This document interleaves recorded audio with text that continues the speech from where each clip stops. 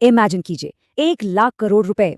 जी हाँ, मार्केट में 1 लाख करोड़ रुपए का एक ऐसा massive capital expenditure super cycle शुरू हो रहा है जो या तो इस दशक की सबसे बड़ी छुपी हुई अपॉर्चुनिटी साबित होगा या फिर रिटेल इन्वेस्टर्स के लिए एक बहुत ही खतरनाक वर्किंग कैपिटल ट्रैप। आज के इस एक्सप्लेनर में हम इसी डेटा के अंदर गहराई तक जाएंगे। आखिर बड़े प्लेयर्स कहाँ पैसा लगा रहे हैं, अपनी कैपिटल को कैसे प्रोटेक्ट करें और इस भयंकर मार्केट मूव को कैसे पकड़ें। ये एक्सप्लेनर एंड तक देखना आपके लिए बहुत क्रूशियल है, तो चलिए सीधा शुरू करते हैं। तो देखिए, बेसिक समझना बहुत जरूरी है। 2030 तक इंडिया का टारगेट है 500 गीगावाट रिन्यूएबल एनर्जी को ग्रिड से जोड़ना। सुनने में ये सिर्फ एक नंबर लग सकता है, लेकिन सच बताऊं तो ये किसी बड़े भूकंप से कम नहीं है। इस अग्रेसिव टारगेट को अचीव करने के लिए ट्रांसमिशन और डिस्ट्रीब्यूशन यानी T&D सेक्टर में हर साल लगभग 1 लाख करोड़ रुपए के इन्वेस्टमेंट की जरूरत है। अगर आप एक सीरियस इन्वेस्टर हैं तो इस शिफ्ट को ट्रैक करना आपके लिए बेहद जरूरी है। असली पैसा, असली लिक्विडिटी यहीं फ्लो हो रही है। अब आप सोच रहे होंगे कि इस मैक्रो टेलविंड का फायदा कैसे उठाया जाए। यही एंट्री होती है स्किपर लिमिटेड की।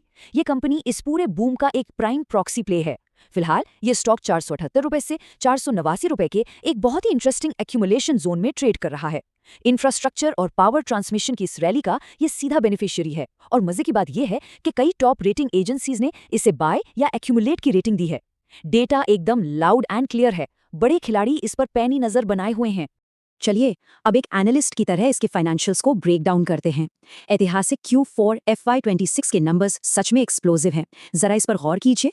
इनका नेट प्रॉफिट यानी PAT ईयर ऑन ईयर 63% के भारी उछाल के साथ सीधे 78.06 करोड़ को पार कर गया है। 63%। और इसके साथ ही 10.4% का एबिटा मार्जिन हमें क्या बताता है? यही कि कंपनी सिर्फ टॉप लाइन रेवेन्यू ही नहीं बढ़ा रही, बल्कि उस पैसे को बहुत ही शानदार तरीके से एक्चुअल प्रॉफिट में कन्वर्ट कर रही है।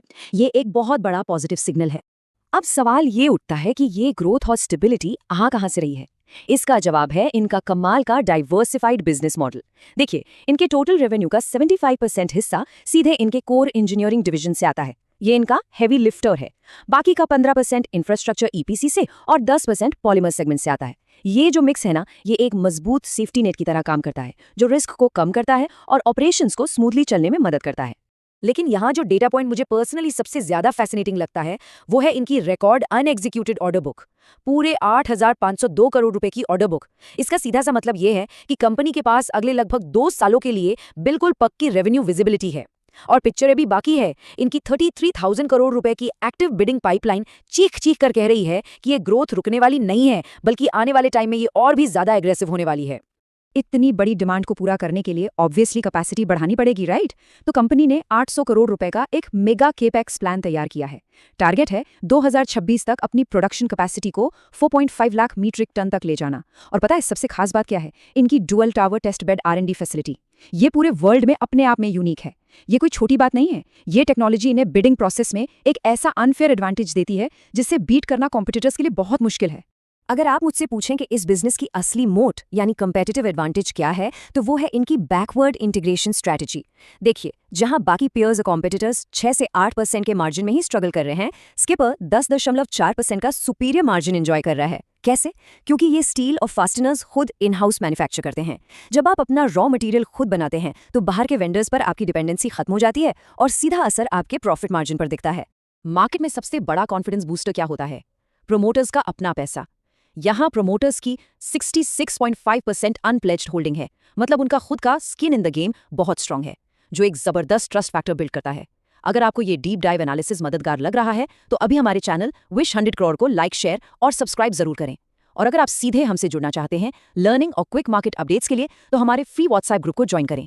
लिंक आपको हमारे चैनल पेज पर मिल जाएगा। खैर, डीप डाइव पर वापस लौटते हैं। अब बात करते हैं ग्लोबल टेलविंड्स की। आपने चाइना +1 स्ट्रैटेजी के बारे में तो सुना ही होगा। ये मैक्रो ट्रेंड्स स्किपर के लिए एक गेम चेंजर साबित हो रहा है। कंपनी का साफ टारगेट है 50-50 डोमेस्टिक और इंटरनेशनल रेवेन्यू स्प्लिट अचीव करना। और नॉर्थ अमेरिका में हाल ही में मिले इनके बड़े कॉन्ट्रैक्ट्स इस बात का पक्का सबूत है कि ये सिर्फ इंडिया तक सीमित नहीं रहना चाहते, बल्कि ग्लोबल लेवल पर अपना डोमिनेंस बना रहे हैं। और ये बात कितनी सच है, चलिए मैं आपको सीधे सोर्स से दिखाती हूँ। अपनी स्क्रीन पर जरा PDF रिपोर्ट को देखिए। कोई फिल्टर नहीं, बिल्कुल अनएडिटेड डेटा। ये PDF शानदार ढंग से इलस्ट्रेट करती है और इस बात की पुष्टि करती है कि मैनेजमेंट का जो मीडियम टर्म 20% से 25% रेवेन्यू CAGR का गाइडेंस है, वो हवा में नहीं है, वो बिल्कुल सॉलिड ग्राउंड्स पर टिका है। ये डॉक्यूमेंट इस विजन को पूरी तरह वैलिडेट करता है। इसी PDF में थोड़ा और अंदर चलते हैं।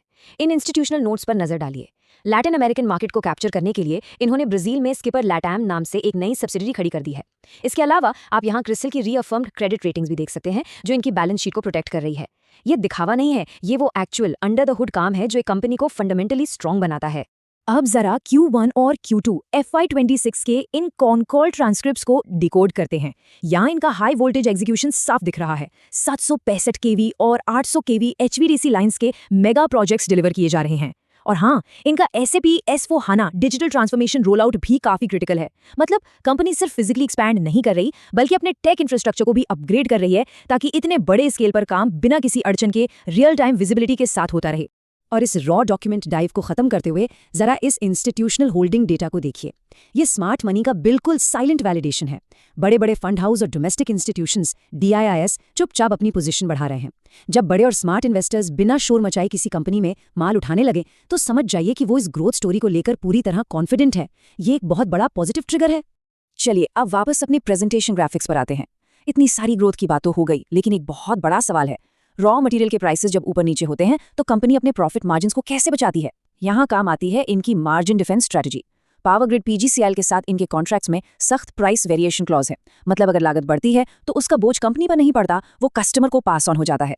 और पॉलीमर सेगमेंट में लुब्रिजोल के साथ इनकी जो स्ट्रेटेजिक पार्टनरशिप है, वो भी मार्जिन्स को प्रोटेक्ट करने के लिए एक शानदार शील्ड का काम करती है। लेकिन देखिए, एक डिसिप्लिन्ड इन्वेस्टर के तौर पर हमारा काम सिर्फ अच्छी बातें करना नहीं है, बल्कि रिस्क को समझना भी है। रॉ मटेरियल की कॉस्ट में 40.4% का भारी उछाल और इंटरनेशनल क्रूड ऑयल की वॉलेटिलिटी, ये एक सीरियस थ्रेट है। अगर इंटरनेशनल फ्रेट और शिपिंग कॉस्ट्स ऐसे ही हाई रहें तो इनके एक्सपोर्ट मार्जिन्स पर अचानक से बहुत बुरा असर पड़ सकता है। ये एक ऐसा साइक्लिकल रिस्क है जिसे आप बिल्कुल इग्नोर नहीं कर सकते। और रिस्क की बात हो ही रही है तो इन क्रिटिकल रेड फ्लैग्स को जरा ध्यान से देखिए। इनके ट्रेड रिसीवेबल्स तेजी से उछलकर 701 करोड़ रुपए तक पहुंच गए हैं। इसका क्या मतलब है? इसका मतलब है कि पैसा मार्केट में फंसा हुआ है और वर्किंग कैपिटल स्ट्रेच हो रहा है। ऊपर से टोटल डेट यानी कर्ज बढ़कर 740 करोड़ हो गया है। और तो और हाल ही में कुछ इनसाइडर सेलिंग भी देखने को मिली है। एक ट्रेडर के तौर पर आपको इन स्ट्रक्चरल रिस्क्स पर चील जैसी नजर रखनी होगी, वरना आप ट्रैप हो सकते हैं। तो क्रूशियल पॉइंट ये है कि इन सारे पॉजिटिव्स और रिस्क्स को मिलाने के बाद आखिर वैल्यूएशन का क्या सीन है। देखिए, स्टॉक 22x के फॉरवर्ड PE पर ट्रेड कर रहा है, लेकिन जब आप इसे इनकी 20 से 25% की मैसिव अर्निंग्स ग्रोथ CAGR के साथ पेयर करते हैं तो इनका PEG-PG रेशियो 1 से काफी नीचे आ जाता है। फाइनेंस की भाषा में 1 से कम PEG रेशियो का सीधा सा मतलब है कि इस जबरदस्त ग्रोथ रेट के मुकाबले ये स्टॉक अभी भी काफी अट्रैक्टिव वैल्यूएशन पर अवेलेबल है। अब फाइनली चार्ट्स क्या कह रहे हैं। टेक्निकल और फंडामेंटल लेवल्स को देखें तो RSI अभी 62 पर है, जो एक माइल्डली बुलिश मोमेंटम दिखा रहा है। मतलब स्टॉक में स्ट्रेंथ है, पर ये ओवरबॉट जोन में नहीं है। और अगर फंडामेंटल कंसेंसस टारगेट की बात करें तो वो 565 रुपए का है, यानी करंट लेवल से करीब 18% के अपसाइड का पोटेंशियल साफ दिखाई दे रहा है। अब इस खाली स्क्रीन को देखिए, जरा एक पल के लिए सोचिए। एक तरफ है इनका अग्रेसिव ग्लोबल एक्सपेंशन और रिकॉर्ड तोड़ ऑर्डर बुक का मोमेंटम, और दूसरी तरफ है भारी कर्ज और फंसी हुई वर्किंग कैपिटल का वजन। क्या स्किपर अपनी शानदार ग्रोथ के दम पर इस वजन को सस्टेनेबली उठा पाएगा? ये वो प्रोवोकेटिव सवाल है जो डिसाइड करेगा कि ये स्टॉक यहाँ से कहाँ जाएगा। और ऑनेस्टली यही वजह है कि हम सबको इनकी अगली अर्निंग्स रिपोर्ट का बेसब्री से इंतजार करना चाहिए। तो आज के इस एक्सप्लेनर का बॉटम लाइन यही है कि अपॉर्चुनिटी बहुत बड़ी है, लेकिन रिस्क भी उतने ही रियल हैं। अपना कीमती समय देने के लिए बहुत बहुत धन्यवाद। डिस्क्लेमर, हम सेबी रजिस्टर्ड एडवाइजर्स नहीं हैं। ये वीडियो केवल एजुकेशनल और लर्निंग पर्पस के लिए है। कृपया कोई भी फाइनेंशियल डिसीजन लेने से पहले अपनी खुद की रिसर्च करें या अपने फाइनेंशियल एडवाइजर से कंसल्ट करें।